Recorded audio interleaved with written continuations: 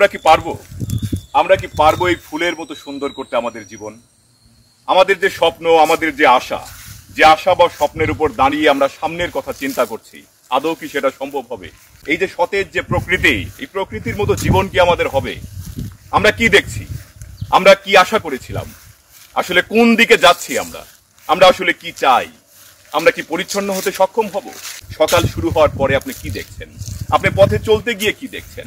আপনি দৈনন্দিন জীবনে কি দেখছেন? আপনি কর্মক্ষেত্রে কি দেখছেন? আপনার জীবনটা আসলে কিভাবে এগুচ্ছে?